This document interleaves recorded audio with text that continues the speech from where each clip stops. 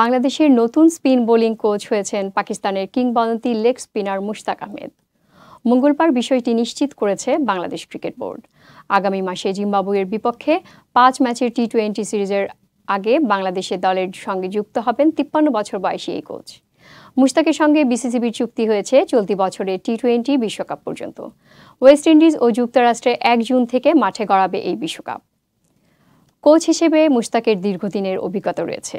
এর আগে England, West Indies এবং সর্বশেষ নিজ দেশে পাকিস্তানের স্পিন বোলিং কোচ হিসেবে কাজ করেছেন তিনি।